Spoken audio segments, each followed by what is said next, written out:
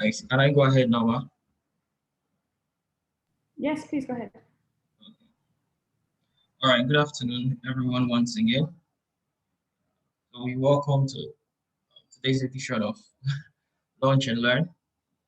And Launch and Learn is avenue where we share our knowledge as industry experts with our knowledge as industry experts. We share this, and we invite other persons to join us and to have an experience of what we do here at Futuresoft. So my name is David Worker, and today we are going to be looking at the role of branding in event marketing.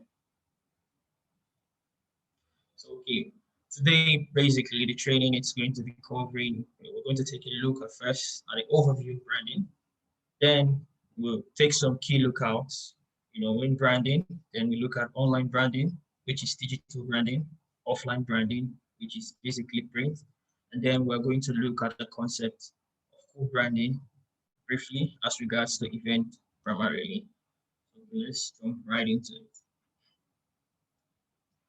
So branding helps tell your stories as an organization or as a company. It communicates your values and showcase your unique style.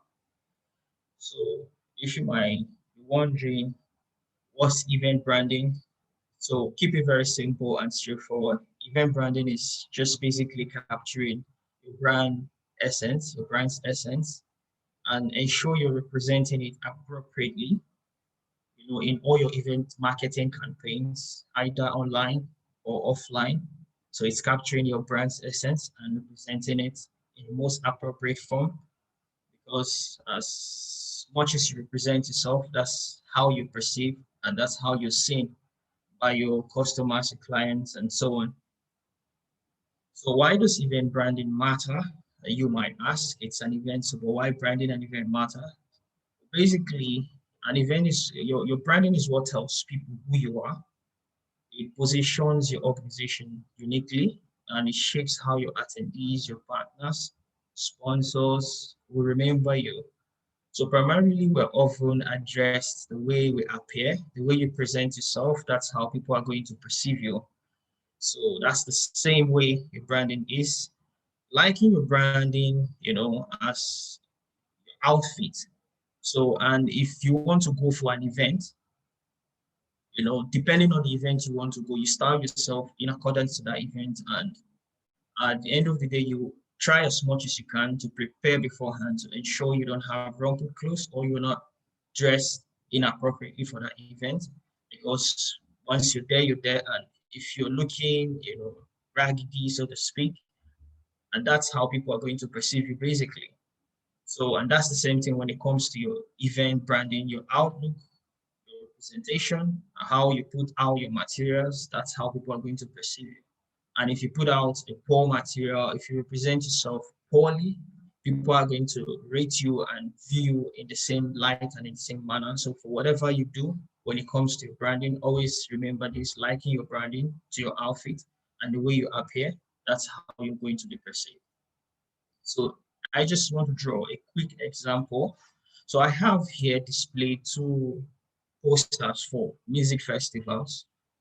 And believe it or not, okay, let me just give a brief background of these posters. They are both templates I drew off the web, but I intentionally searched for something cool and something just bland and, just out there. The poster to the right, I got it off Canva, and the poster to the left, I got it off Freepik. So basically, these materials, this stuff you're looking at are actually stuff someone has actually put out there in the process or in the purpose of promoting, their creative ideas, and they hope for people to use this. But if you were to be invited for an event and you see the banner to the right and you see the one to the left, if you're presented with both banners, I'm pretty sure most of us would patronize the event, that has the banner to the left. And this is because it looks better. It has a more catchy vibe to it. Whereas the one to the right just looks so bland. It looks so regular and it looks just simple. It doesn't look like something excellent. It doesn't spark any emotion. It doesn't really, you know, give you the kick where you say, I want to really experience what these people or these guys are about. So basically, where do you brand? Primarily, your branding takes place online and offline, which is digital and print. Some years ago, it used to be just basically print, but with the evolving ways technology has been over the years, you now have online branding. And as a matter of fact, it's even become the major place where your brand will always, be contacted. It will be the major touch point of your brand. So let's take some keynotes of, when branding, some of the things to look at, some of the things you have to pay attention to before you create a brand for your events, marketing campaigns, and so on. So one of the first things you have to ask yourself is, focusing on your audience first. You have to ask yourself your target audience, who they are, who are you looking at targeting for these events you want to promote, and you have to ask yourself what are their motivations, and you have to also look at the content, the style of content that will be most engaging. I'll break this down in the next session, how this all plays out eventually in the next few slides. So, but primarily, when you talk about your audience and looking at, who they are, what motivates them, and what they can really engage with the most, you're basically looking at the psychography and the demography of your audience. So for the demography, basically you're looking at their age, you're looking at their region, you're looking at their socioeconomic class, and so on and so forth. So if you want if you, before you put out any branding for any campaign, you have to understand the people you're targeting, and you have to understand what motivates them. You have to understand the socioeconomic class in which they belong. You have to know the kind of people you're relating to, because if you want to create an event where you're targeting C-level executives, for instance, these are ideal clients here, Futuresoft. If you want to do an event where you're targeting such persons, at the end of the day, the way you communicate your message, the way you present the design, it's going to be different from how you're going to communicate and present the design if you're targeting, entry level staff in organizations, or if you're communicating to undergraduates or just fresh graduates. So you have to put this into considerations. So I'm also talking about the region. In different regions, different things, represent and mean different things. I heard of a story once where when brand school, we were told about a particular company. They ran a campaign somewhere up north, and just a day after setting up the banner was actually vandalized and it was brought down. And that's because some of the imagery that we used in that campaign were considered, profane for the environment. So these are some of the things you have to look into, and these are some of the things you have to pay key consideration into in branding. So, and when you understand, the background of your audience, and then you start to decide, what fonts, what colors, what images, and icons will be suitable, will speak best to that particular audience or that particular crowd I'm targeting. And you also have to ask yourself as well, what copy style will resonate? When I'm talking about copy, I'm referring, the text on your designs, the text and your outlook on every design you're creating and every post you're putting out. So you have to ask yourself as well, what kind of copies resonate, with this crowd? Are you looking at, incorporating some known cliches and some known slangs? If you're targeting, younger crowds, and are you looking at being so official and using certain terms when communicating to a more professional class? So these are some of the things you have to look at. And when you talk about channels, so what channels will be the best? You have to also look at the channels in which you want to communicate your designs and your promotions and your campaigns. Because if, for instance, you're targeting executives, like I've said earlier on, so you have to understand the places where they will always be, the tools they will always use. These are people that will most likely on social media, they will most likely be found on LinkedIn primarily, and then maybe Facebook. So you have to put this into considerations. And a lot of these persons will still read newspapers. Some will read mostly online, and you still have quite a few that might just still love, the the vintage feel of a print magazine or a printed newspaper. So you have to put all this into consideration when creating campaigns for your event. And then all this together will help guide you in creating, better events and better campaign materials. So I just want to cite a very quick example here. So I have two posters here as well. They have virtually the same copy. Everything you see on the left poster is the same as the one to the right poster. There's no difference in terms of the copy and the content. But as you can see clearly, the imagery used are different. The the font styles are different, and the color schemes as well are different. And if I just want to draw an example here, which shows like the one to the left where you have the younger guy in his head warmer. So if I want to create a fashion show for men and I send this out to someone who is a regional manager in, let's say, a bank, I'm sending, and those are the kind of people I'm looking at targeting. I can't use the poster to the right, to the left, sorry, in creating such campaign because it's just going to be off and it's not going to be in place. It's just going to be totally out of it because it doesn't speak to that kind of crowd. But if I use the one to the right, it speaks more to those kind of people and it will resonate more because at the end of the day, it represents the kind of imagery, both in terms of the age of the person depicted and the outfit depicted as well. And meanwhile, the one to the left will resonate more on a younger crowd. If I'm dealing with undergraduates, I'm dealing with, entry-level staff and so on. And I think those are like people that relate more to the designs to the left. It's more, it's more funky, it's more younger in terms of the look and feel. And this is just a side an example of what I'm saying when I'm talking about how you communicate your brand and how you represent it.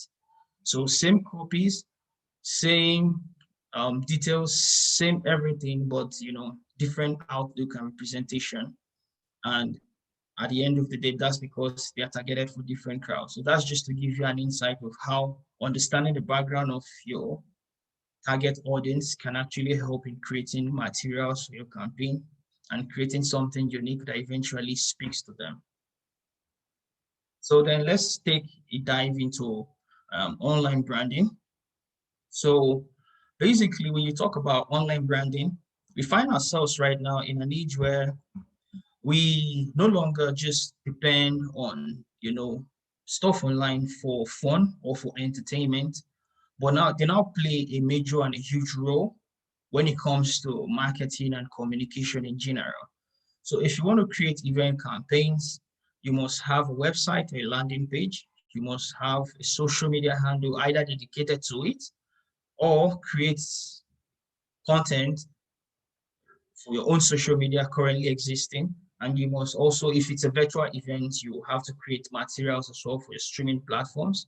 And you leverage newsletters and you leverage display ads. So I'm going to be going through these and explaining how, why using them and how it can actually still help in promoting your brand and, helping more or less like reaffirming and giving strength to your communications and to your campaigns in general.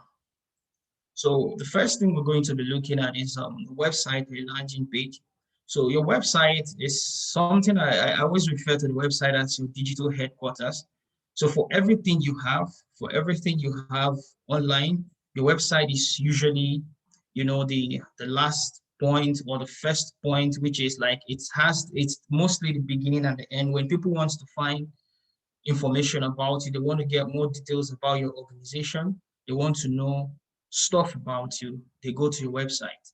When they want to read about stuff, they go to your website. I mean, like people can find stuff from your social media, they can get informed from your social media, they can get informed from other places in which you have presence through your newsletters, but your website is very key. And when you're building your website, your brand should be clearly communicated here. There should be no distortion in your fonts. There should be no distortion in the images you're using. It should be clearly communicated. Everything should be crisp and clear. It should be as clear as possible. And also, when creating websites or a landing page for your events or for your campaigns in general, you have to understand that the look and feel you're creating for your website, if it is not setting the precedence for how other materials are going to look. Then other materials in which you're going to create, you have to incorporate it into this platform. And I will let you understand why that is important shortly. And secondly as well, or thirdly, the website should be easy to navigate and it should be responsive. In the aspect of easy to navigate, it should have like a clear cut, purchase, line, like the purchasing line should be clear. The reason why people are there, it should be clear. It should be very direct to the point. It should be straightforward. It should be easy. If you're going to sell tickets, if you're going to ask questions, whatever it is, you should communicate it as clear as possible. I should log into your website if I've seen your ad somewhere, or if if I've seen your promotion and I come to your website and I'm having issues getting to find out the information or get myself registered for your event, that should be, so your website should have a clear purchasing path and it should be as clear as possible. And talking about it being responsive as well, it should be responsive. Like if you take a look at the image to the left, you see where we have a laptop, we have a tablet, and then we have a mobile phone. So when you look at these three devices, you realize that that one on the laptop, the web layout of the laptop looks slightly different in terms of the arrangement from the one on the mobile device and the one on the tablet. And the reason for this is because of the screen sizes. So, but this is a responsive, responsive template website that's been displayed there. So for every screen size, available, it displays accordingly. And when building your website, your landing page, this is very key. And the reason why it's key is because, people are not always with their desktops. They are not always with their laptops. So they can be with their mobile phones. They can be with their tablets. So it's key to have a responsive website so that when they access your website, they can easily carry out every function it's meant to do. If they're supposed to register and make purchase of tickets and so on, they should be able to do it wherever they access your website. Because if your website isn't responsive, if I'm opening a website on my mobile phone and it's displaying something that should appear on a desktop, I mean, it's going to be too small. It's not going to be clear, and I might just view that and just easily log off. And not to talk about the fact that the chances of it being the loading speed and all of that will be affected as well. So these are things you have to look forward to so that it makes access to your events and whatever, it makes your campaign more effective, so that when you spend so much putting out materials, people don't come to this point and it's just a waste. Because I know I remember an event where I actually signed up for, and when the event started eventually, I was sent a notification, but by the time I clicked the link, I just couldn't see anything. And at the end of the day, it was difficult finding where to see where to go. And I was just seeing comments, and a lot of people were complaining about these things, and you can see hundreds of comments there. And trust me, I left that event in a couple of minutes. And trust me, I'm sure they would have lost a lot of persons that same way. And that's because they just didn't have an effective website, because things were just all over. You just couldn't find what you were looking for. It wasn't just clear. And there was no clear cut branding to show this is place you're supposed to be. It was just all bland and it was all over. And I just left it. And that was the end for that event for me. So, and I feel that's very key as well in this age, especially now events are actually being more virtual and purchasing registration are also done online. So it's key to take note of these factors when creating your website or your landing page. So this is an example of a landing page we did for Africa Investment Roundtable earlier on this year.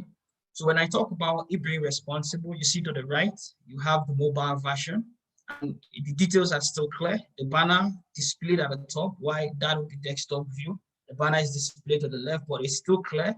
The details of the events are there, the sponsors, the dates, and the details you need. And there's a clear cut, call to action. They sign up now, but in a case where one visits this platform and they don't see sign up, and maybe they just see name and they see some other details that are just scribbled all over, it could be confusing. So just make it as clear as possible so that when people come to your platform, they can easily understand that this is where we're supposed to be, and at the end of the day, they can easily go ahead with the registration and whatever resource, they need to get as well, whatever purchase they need to make as well. You just have those things clearly defined and stipulated on your website. So when they visit it, it's a go, and you just have your details and you can move on with your registration and your events and your campaigns as well be successful. So then we also take a look at social media. So the social media right now, it's it's no longer a place like over the years, it's been not a place for fun and people just meeting, but it's a place, it's become a huge marketing tool. It's an inevitable marketing tool, as a matter of fact, not just a huge marketing tool. And it's in time, it's going to just be the future of it's already is the future of marketing. And at the time, this is going to be the only tool or the only platform people use in marketing, at a certain level. And it's a huge tool right now in which if you want to create an event, you must leverage social media because it's easy for people to find you on social media. If you want to create an event on social media, if you want to create an event and you don't have a social media handle, you have to create one, or you have to use your current company's social media to promote that event, use it for your campaigns. It's very key. You can't do without social media if you want to do an event, whether the event is virtual or it's a real-time event. You have to create something on social media. You have to maximize social media as much as you can. It is easy, it is cheap, and it gives you access to millions and even billions of people, given the number of persons currently signed up on Facebook. So then if you're creating branding for social media, so some of the things that you must have, you must have the main event banner that clearly communicates the goal, the taglines, and everything about this event. That when one sees it, it sells the event at a glance without them having to look for extra information. So you have to have your main event banner. Then if it's an event where you have special guest appearances, whatever event it is, it could be a music event, if you have guest DJs, if it's a business seminar, you have guest speakers. If it's a religious event and you have, pastors and so on, you have to have banners for each of these guests. And here's the reason why you have to do this.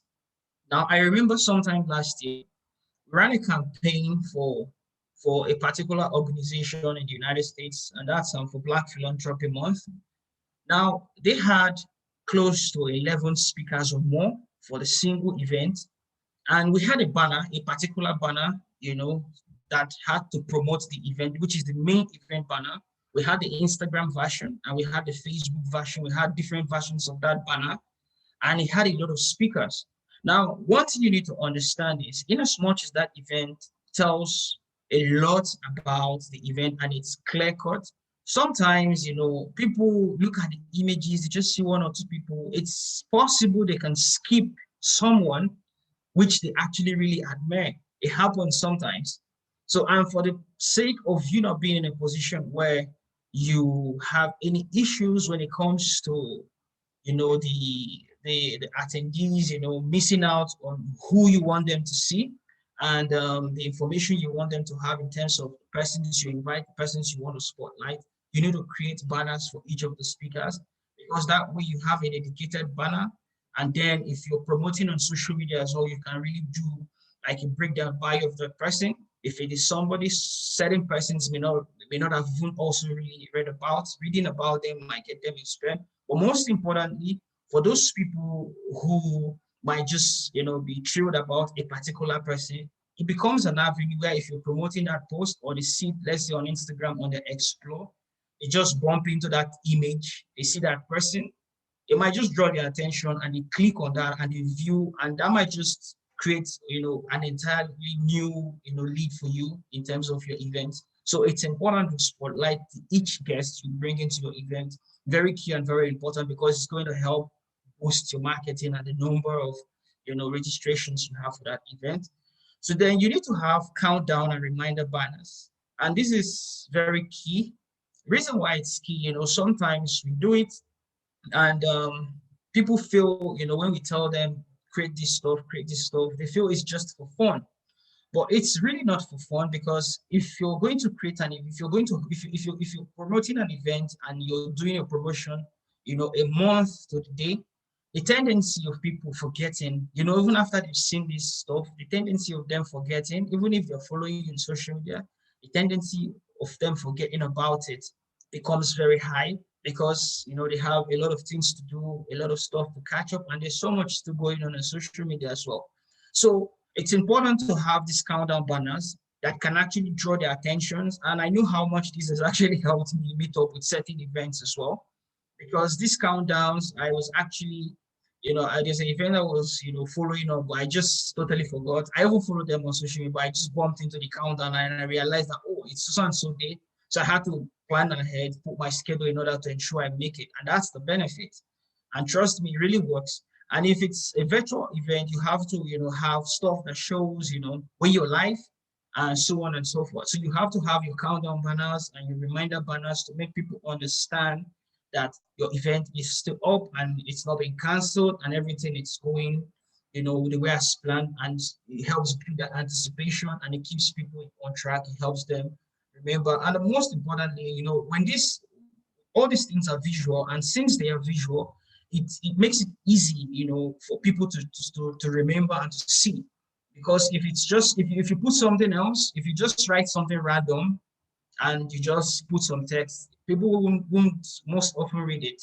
But if you're creating design specifically that shows your countdown and it's in line with the theme of the event, the colors, the font, the style, and everything, it's easy for it to just click and for them to remember. And when they see more of it, if you're doing from a 5-day countdown or a 3-day countdown, the more they see, the more it builds that anticipation and the more it helps them, to get in touch with your events, and it makes your promotions and your campaigns very successful. Then also when creating events, for the events we've done from last year to this year, all the events we've done, we've created posts, for the events. We don't just put out the banners and that's all. We create posts and show engage people as well consistently on social media. And it's important to have your post templates with the event branding on it. Most importantly, having your website as well on that. And the reason why that is key is you can just post something and people share. You might post a quote someone likes and they download it or they share with a friend or they post it on their WhatsApp status or they post it on their Facebook stories or on their own Instagram stories or they repost on their Instagram page. And the more they repost, the more they share. That's how you're being advertised and promoted as well. So it's important to have your branding on it so that when it gets into other places you didn't expect it to be, people can actually still find you through the details on it and get to still, get in touch with your brand and your event and so on. So here are some examples of this is for Still Africa Roundtable. I'm using them as my case study. And this is the last edition we did. So the first here is the main banner. So we have the guest banner and we also have the countdown banner here clearly depicted. So the reminder banner, this is where we know when they go live, and this is what they say. Then we have the post templates for quotes, and we have post templates for images. And as you can see on both, the color theme, the styles, everything remains the same. You have the websites clearly depicted there with the logos. So if this is shared anywhere, it can still be traced back to Africa, investment roundtable. And this can actually still help promote, the event and still create more, leads more than what, the primary channel will reach. And that's why it's key to have this as well when creating your brand collateral for digital. So then for display ads, this is also very key. And the reason why it's key is this, you may not be able to reach everybody you want primarily through social media. You get and you can just reach them through Google Ads. And that's why it's also important because this is one, I know how many, I know how many stuff I've clicked on randomly just because they look good. And, just also because I see something I like and then I'm getting informed about something I didn't even expect. So this is a tool that cannot be underestimated when it comes to campaign. I mean, maximize Google Ads as much as possible. When I mean as much as possible, maximize it as much as possible because it is going to redirect people to your website. It's going to help build your generation, your leads and all of that. And it's important. So that when creating your Google Ads, try to keep the design consistent as well. So when one comes across your ad and they click on it, So when they are redirected to your website or your landing page, whatever they're seeing there will be consistent with what they've clicked. It's very important you keep it consistent because one might have actually bumped into something on social media, and if they've seen it again in an ad pop up while browsing through a set, then it triggers the curiosity. But if there's no similarity, then it's all over. There's no consistency, it's all over. And then they might just see that ad and they might pass. But the reason why it's important to keep it consistent is because they might have seen it somewhere else and seen it again, might give them a prompting that might just bring them to the point of, okay, fine, I've seen this thing too much. What is it all about? And they just click it. So then when creating ads for Google, it's important to keep a responsive design scheme. And I'll explain what that means shortly. I talked about a responsive design for a website, and that was basically referring to screen sizes. Or in the case of Google Ads, it's referring to how you manage your designs effectively so that they fit the different sizes in which you make your promotions on Google AdWords. Now, this is an example. So there are several sizes of banners that are acceptable on the Google AdWords platform. So, but I just want to use this tool to draw the instances I mean. So the one to the left is like 1200 by 628 pixel, and the one to the right is half of that. So when you see how this stuff are displayed, they are not displayed in their full size, but if I display it on the full size, you realize that the one to the left will be displayed clearly with the details. And you also realize that the one to the left, the sponsors are not reflected, and that's because it's going to still take too much information space. And then the real information that needs to be represented or depicted on the banner will be lost.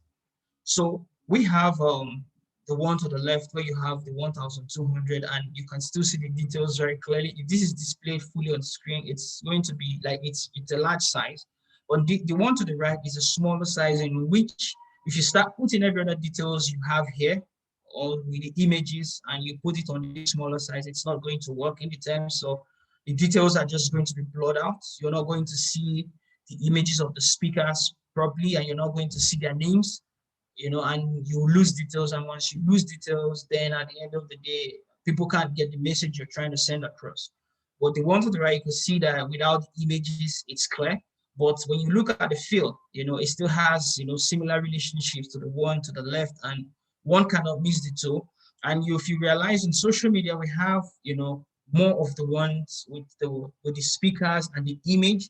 And on the landing page, we have the one without the speakers and the image. And this is the reason why it's so that it's easy for this whole stuff to be tracked. And when they looked at, if you come through, if you're getting access to the landing page through maybe AdWords, a display ad, then it's easy for you to still recognize the event and everything is still in sync.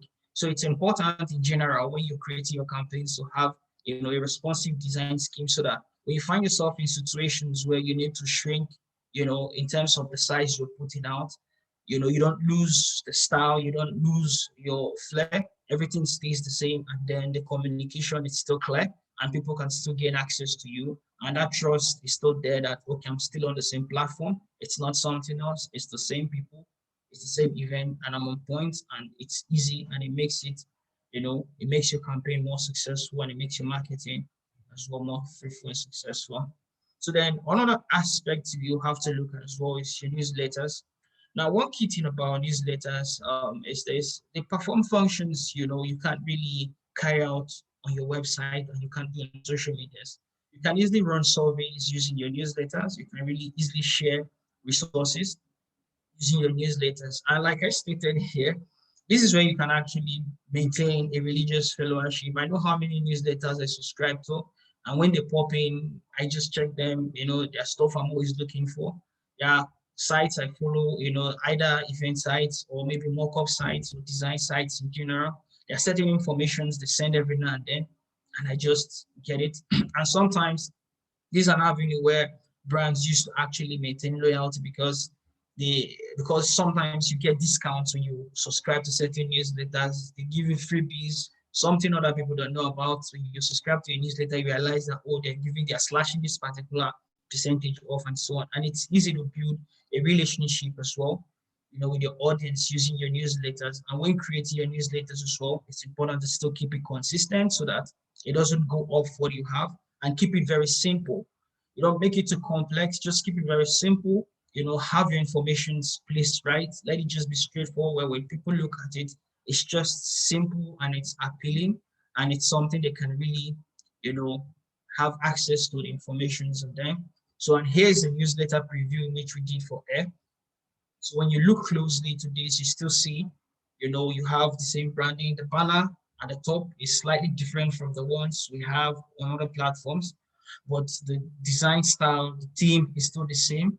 You see the fonts used are still the same, and the color themes are still on point as well. The buttons as well, the one that says complete survey is still on point.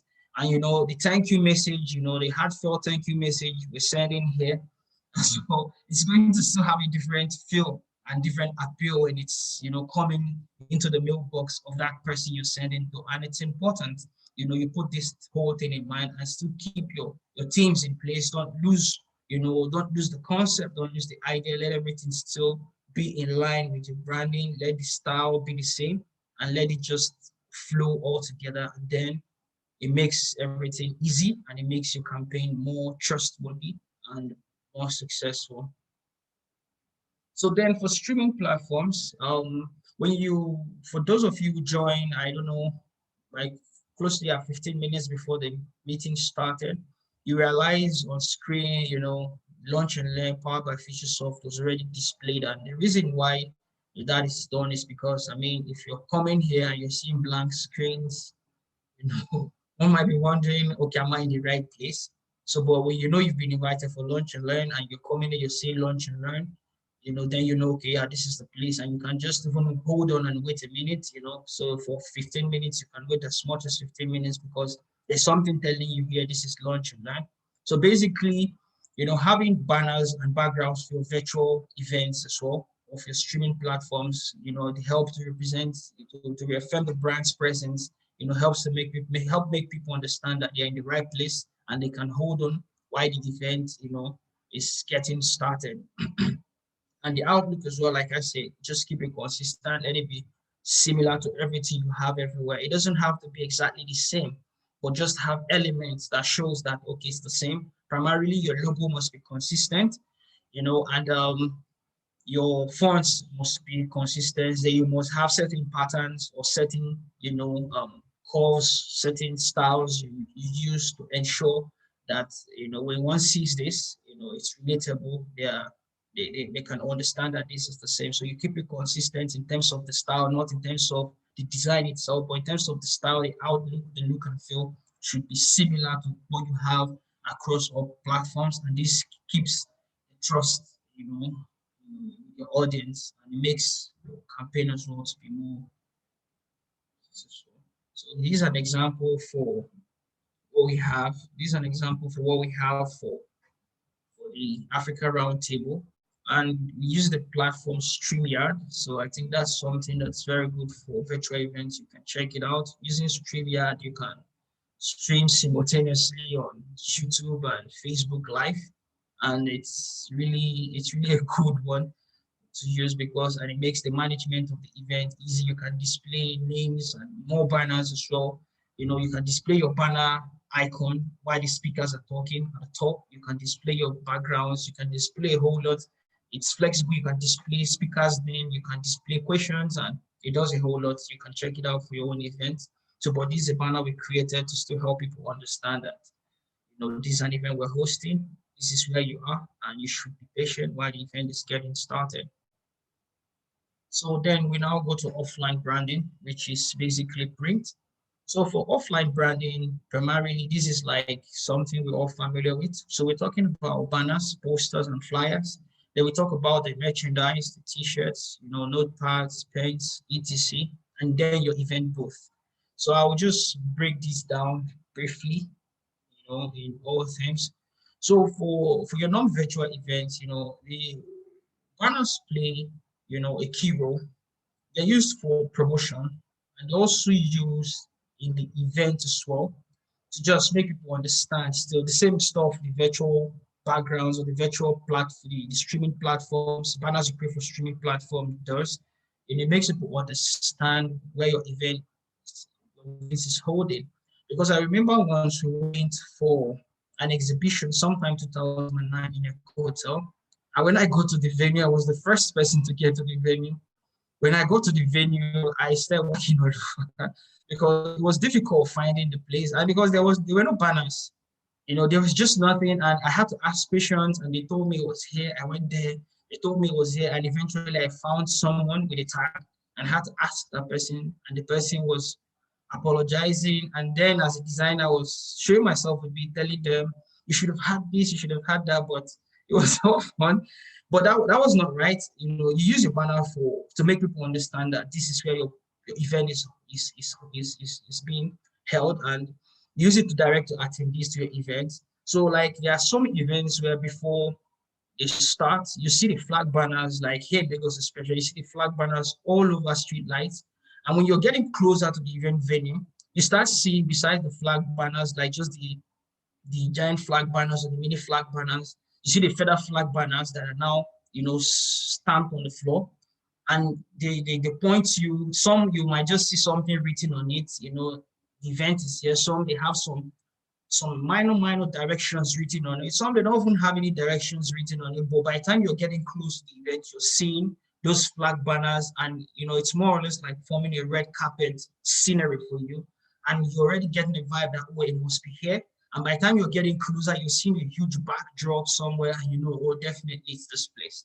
And it's very important as well to promote your events. Like I talked about the mini flag banners when certain events are going on, like I knew for the experience last year, even when they started promotion very late, and it was even a virtual event in that case, they had the mini flag banners all over, light poles, in Lagos. I saw like close to more than 100 several places at that particular time. Whenever I went out to do something, you just see the banners all over. So they're used for promotion. They're used to help reaffirm your presence. They're used to also direct attendees. So they're really key, especially like for non-event, but for promotion, you can still use it to promote your virtual events. I just gave an example for the experience last, which was virtual, and they were still used for the promotions. So then posters and flyers, they are good means for offline promotion. Like that's like the oldest trick in the book when it comes to promotion is posters and flyers. You just hand in hand bills around. There are a lot of revolutions and campaigns that this has actually been used as the only means of promotion, back in the 50s. And it's a very key means to make promotions as well. So an example, these are own flyers, Futuresoft. So this one at the left, I knew use this when we went for that exhibition. We use it to promote our servicing. We use it for promoting our services, but we use it for that event. And for the banner, yes, that's what we use for our booth, for our event booth. We had this banner, and we had a second banner displayed, and we had our branding somewhere at the top of the banner. And I will give an example of what the booth display should be like. And we had these, and sometimes, people just walked in because they were curious. It was an engineering fair, and we're the only tech company there. And a lot of people were really curious because when they saw the name, they just come, they ask, okay, what do you guys do? And they start commenting on our designs, they start commenting on our outlook. It was funny because initially when we're going there, we're a bit skeptical because we're the only tech firm there. You had Shell, you had Chevron, you had these other all you big boys there, and we're just these tech guys there, but we still got a lot of people coming around and still getting our contacts and still trying to find out about our product and services. And it was successful. If we had gone there without, and we're also wearing our t-shirts, which I'll get into the merchandise as well in a bit. So if we had gotten there without a presence, without a brand presence, I'm pretty sure people would just walk by. But there were people who just came solely because of they were attracted. Like these other big oil company guys, they had bigger booths than we did. But there are people who just still walk down and they just come basically to comment about our design. And it was really crazy because you're then wondering, like, are you kidding me? But we're really impressed because, we had, some skepticism while we're going there because, are we really going to really like make a wave here and all of that? But eventually it was successful. And that's because we had a very good presence on ground and it was cool. And that was one of the things that actually made us stood out because for some reason we just had a unique output and outlook there. And it was an interesting time out actually. So then for your merchandise as well, it sometimes costs, right? Now, one thing about merchandise is, it helps people understand, like it keeps your brand at the top of mind, which is your merchandise is not just only for internal use. You can actually give out merchandise as well when you go out for events. You give out, materials, souvenirs. It helps build this emotional appeal. I have this flask here that I've gotten from Stanbic IBTC, and anytime I see it, Stanbic IBTC comes into mind. And the funny thing, this particular flask, they don't even have their branding on it. But I got it from Stanbic. I got it from there. I knew I got it from them. But even at that, without their branding on it, which I don't know why that happened. But every time I just pick it up, bank comes into my mind. I still don't bank with them, but there's something that does, you get, and it can in turn, build brand loyalty for people who already, subscribe to your services, and it can actually help you get good customers. There's something about merchandise as well. You give out merchandise, it takes your products, your services, your brand, it takes it to places you can never imagine.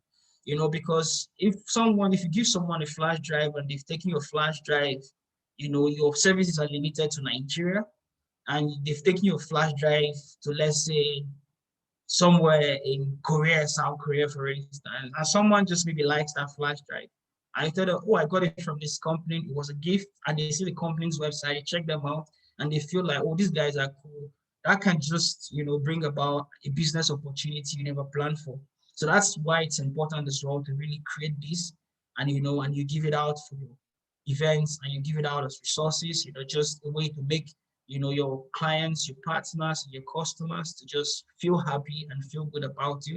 It can in turn as well break you into new markets and bring about business for you. So it's not just something we do just because we want to show ourselves as a company. We can brand on this. No, it's also a marketing technique. And without the brand on it, I mean, it doesn't work. Like, especially when you're not a big brand. Like I know Stanbic IBTC.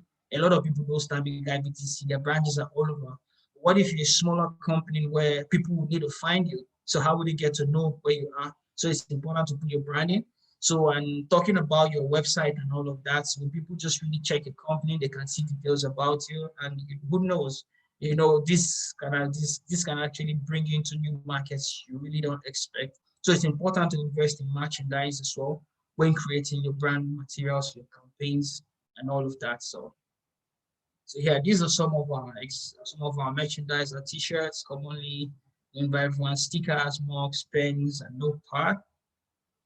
So then for the event booths, yeah, event booths basically, like I talked about the case where we had at Eco Hotel, where the way we arranged our event booths with our branding, our colors, it just made us stand out. I mean, that's what they do, event booths. And if it's a situation where you're hosting the event, you're not just out for your exhibition, you're the one hosting the event, it makes information access easy. There are events you go to where you want to get certain information, you want to get stuff, and you're running around because you don't know who to ask.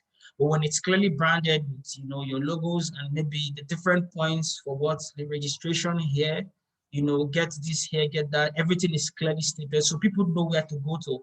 So people know when they want to register, when they're coming into the event, they know, okay, this is where they're doing registration. Like it's just clear. They don't need to start asking questions. They don't need to start running around, and it makes your event scenario more organized. It doesn't make the place unnecessarily rowdy, and it makes it more organized, and it keeps people at ease. It makes them feel good. It makes them understand too that they're still here in the right place. And when they need certain things, when they need information, they just know where to go. And without a doubt, they get to those places and they get things done, and it makes everything move smoothly. So they play a huge role as well in event branding.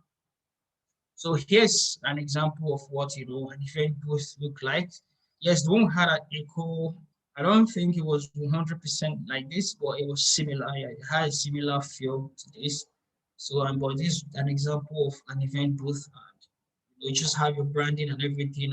I mean, like I told you, the experience is still in my head, and that's like 2 years ago, and I can't forget about it because or we knew how we're really skeptical going there, but it was successful, and that's just because of primarily our outlook. So I'm going to talk about the concept of co-branding. So co-branding is basically the collaboration of two or more brands to create a unique experience. Now, there's something you need to understand about co-branding. Co-branding is basically most often, let me not say basically, but most often it's done, for non-event purposes. But the idea as well can still be channeled to events as well. But at the end of the day, it's a brand technique to help, brand foster better relationships and so on. But it's something that can actually be translated as well into your event marketing. So, and the reason for co-branding is, like I said earlier on, to forge stronger relationship with your partners. It helps increase, brand awareness in the sense that if Futuresoft as a company decides to co-brand with a restaurant, for a particular food fair, or decides to co-brand with a bank for a particular, occasion, like it's going to plug us into new markets, into new people that don't really know about Futuresoft yet. So it's going to increase our awareness as a brand. It's going to help us plug into new markets. So that's the huge benefit for of co-branding. And then as well, forging stronger relationships. When you do stuff with other brands, they get to see more of your efficiency. They get to see more of how good you are.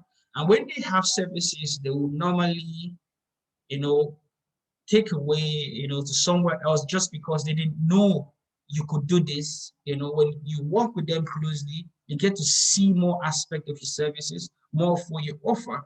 So it builds stronger relationships with your partners, the current existing ones, and they get to see you, firsthand, not more or less at a client, level where it's more or less okay.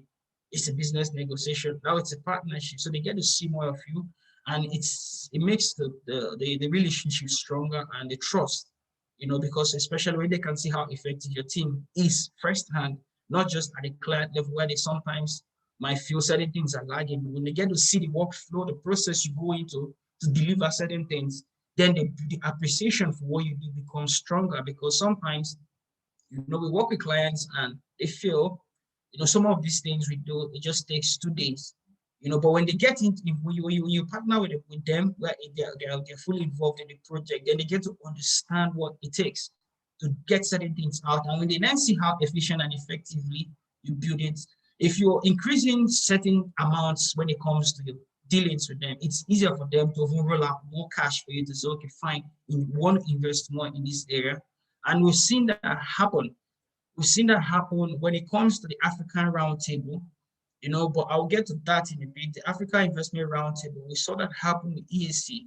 We've had dealings with EAC prior to this time, but EAC was one of the sponsors of the Africa Investment Roundtable. And because of how we delivered within a short time frame they didn't expect, EAC actually gave us, a contract of a new brand they're developing. And it was amazing because, that's the joy of, of partnering with, people. But in the case of African Investment Roundtable, it's not like a partnership. It's not the partnership level of co-branding. So the co-branding, you have partnership and you have sponsorship, and I guess that's where the ESC basically falls in for the situation the scenario I just painted. So the partnership basically is just where two brands meet halfway in resources to host an event, and the look and feel as well when creating that event was depicted both brand appropriately. So, like as this partnership level, it's rare to see. It's rare to see in events like I said earlier on. You see it more in some others' experiences. And one company I know so far that has really done so much when it comes to co-branding is Spotify. I know they've done an experience, an in-store experience for music with Starbucks. They've done something with Uber. So, but this one I'm spotlighting here, the Spotify here for it in TikTok. This is actually in partnership with TikTok, and it was a music concert. And this music concert was actually an activation for TikTok. So I want you to really understand the concept here. The whole idea is not about TikTok coming to sponsor, an event that Spotify is hosting, and like it was a partnership between two companies.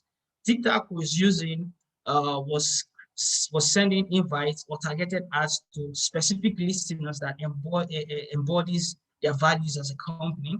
And meanwhile, this is an avenue for Spotify to actually still grow their customer and consumer base, because one of their goals is to constantly create unique experiences for their customers. So, and this is one avenue they plugged into. They plugged into the activation for TikTok. For TikTok, it was an activation, and for Spotify, it was just another means in which their customers and users who have to experience music at different level. They have such partnership with Starbucks. I don't know if it still runs, and I know they have it in Uber as well. So, and these are like ways they've co-branded in other ways, and they translated it into events. So you can see here clearly, you have Spotify, you have TikTok, and on a normal, I don't think the Spotify logo will be depicted in blue, but I guess for this particular case, they had to find a common ground to the brand, where everything, looks like a single brand and it's not all over the place where you're trying to incorporate the colors from Spotify, you're trying to incorporate all the colors for TikTok as well. So I think we found a common ground of how to depict it so that everything looks clear and it looks good and it works for both brands. So that's important as well. Then the next part is sponsorship, which is where the sponsors often build trust with the target audience. When you have a sponsor, if we have a program or an event right now, and we say partnership or sponsored by Microsoft, Google, I'm sure like people are going to be like, for people who don't know us yet, for places where we don't have the equity yet, when they see Microsoft and Google, people would want to attend because they see Microsoft and Google. And for Microsoft and Google, they are looking for more ways to see how they get people, on the platforms, developers, users. So they seek these opportunities as well to ensure they just get more people on their platforms. So that's the benefit of sponsorship. But most often they'll take the burden of the expenses from you as the host, and they'll be the ones, maybe taking, a whole lot of what they call a whole lot of the resource in terms of creating your event or hosting it. But sometimes if you don't strike a good deal, you might just have them there and you just take advantage of everything and you get nothing. So when going for this as well, it's important you're not desperate just because you want to work with a big brand. Ensure that there's something in it for you, but it's also a key way to actually also get your brand out there, because when people see brand that they know your event, it's easy for them to actually plug into it. But when it's just you and you're not so strong in the industry, or you don't have, the reach in certain places or among this particular audience you're trying to plug into, then it becomes difficult. But if you're using brands that they're already familiar with, then it's easy and it makes your campaign move smoothly and it gives equity and trust whatever you're doing. So I put this here again as an example. So you can see like the sponsors, platinum sponsor, we have FMDQ. I mentioned it earlier on. We had EAC, we had Africa Business, and we have several. We also have Futuresoft as well as a digital and production partner. So basically, yeah, this is just another concept of co-branding. It's basically the oldest trick in the book when it comes to event, but most importantly, like I say, for people who don't know Africa Roundtable, they are familiar with Futuresoft, they're familiar with Business Day, The Guardian, and African Business. It's easy for them to take a look at this event because they're seeing brands they can relate with. But without this sponsorship, and maybe this sponsor is not even reflected here in this event in the first place, when you put this material out, it's just going to be hard for people to look into it. Even if we post this on our social media without our branding on it, we're saying Futuresoft is, I mean, it's just going to be hard. But if we post this and people are seeing, okay, this is coming from Futuresoft, the people who already follow us, who already like what we do, they're just going to easily plug into it. So it's important to understand how to depict this and how to represent it. And because it's also a marketing strategy and it's also a brand strategy as well. And it helps build whatever you want to do in terms of the event campaign and marketing. And it's a very interesting tool to leverage, but like I said, just be careful so that you meet the right people, you strike the right deals, strike the right contract. Like I said, it has given us an edge, it gave us a contract we're not looking for. And so that was an avenue for us. So strike the right deals, strike the right opportunities as well. So, so lastly, I want to leave us with this quote from Walt Disney, which says, "Whatever you do it well. Do it so well that when people see you do it, they will want to come back and see you do it again, and they will want to bring others and show them how well you do what you do." I don't think anything sums this entire session more than this statement.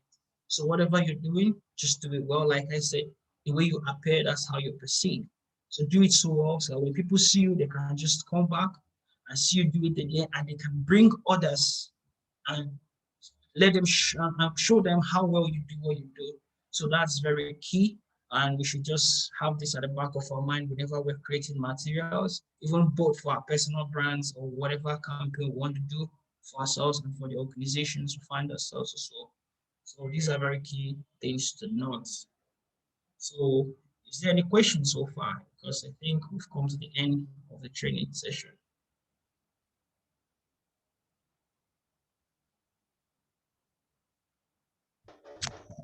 Thank you, David. I have a question. Thank you so much. Thank you, John. So apart from John, is there any other person? Is there any question? Well, for me, I don't have a question, but I think I found the training really informative and really useful. It was really down to earth, and I enjoyed it. There were so many things I gained from it, like importance of online and offline banding and all that. But in all, I enjoyed it. Thank you, David. Thank you very much, Stella. So any other person? Hello, David. Hi, Young. Yeah, I would say that I'm so impressed with this delivery. I would have thought that I know event branding for now, sincerely, but this was packed. I wasn't expecting you to last this long because I felt like, okay, what else? What else? But it just seemed like every new slide came with something different, completely unexpected. It was loaded, like completely informative. One of the major eye openers for me was when you shared the two flyers for the fashion event. Both flyers, I couldn't fault them because both flyers were just on point for a fashion event. But I could clearly see the difference between how each of the flyer could bring about a different perception entirely to both events. And it was like, oh, amazing. Like, this is psychology at play here, even from the design, excuse me, even from the design. So psychology at play here in bringing out the kind of audience that would be in attendance, that would even have interest for the event. So I would say that this is an amazing presentation. Well done, sir. Thank you. Thank you very much, Young. Thank you very much. Hi, David. Yeah, hi. Hi, Umi. All right. So the session was really, really insightful and informative. And just to add to what Young said about the fashion flyer that you talked about. So when I saw the slide and you putting the two side by side, I was like, okay, is something wrong with any of these designs? Because I was trying to understand what the comparison was going to be about. So, but then when you broke it down and you were like, okay, you're trying to speak to this particular audience, maybe bankers and all, and if this one you're trying to speak to students, and it made a lot of sense. So I was like, oh, okay, so it's all about paying detailed attention, like paying attention to details. And yeah, like there is so much more to learn about branding and design that normally you would think, oh, you know everything that you should know. But from this session today, I was able to gain so much that, okay, even if I am not a designer or anything, it's something that can actually help me in my own space as well. So thank you very much. It was really insightful and really, really impactful. So thank you. All right. Thank you very much, Umi. Thank you very much. Okay, I think that's it. I don't know if you want to say, have anything to say, Ma, before I wrap up the session. Yeah, so I just want to join everyone in saying that this was a really, really well thought through presentation, very detailed, and I think what I liked about it the most is like it's real life examples from work that we've done, experiences that we've sort of gained by doing the work, right? And sort of learning, what works, what doesn't work, what do people, so obviously we know the theory, but sometimes in practice, it's a little bit different, right? So, and then you learn different things. Sometimes also, when you're designing, ads get rejected because of, text to image ratio and different things, right? So as we go along, we keep learning, sort of how to optimize, the branding, and especially with all the virtual events, I think the branding has become even more important than before, right? Because you really have to ensure that you still have that feel of your brand on your virtual event, right? Which sometimes is really, really hard to create. And it also starts making you think, how do you create additional value? What can you give away, right? But that's a topic for another day, because that sort of leads us into, gated content and all of that. But very well done. I really enjoyed it. I loved all the examples, especially because they were our own, so well done, David. Thanks so much. All right, thank you, Ma. Thank you, Ma. So I think with that said, we've come to the end of today's session. So thank you everyone for giving out this time and joining this. You have a lovely day. Take care. All right, thanks, David.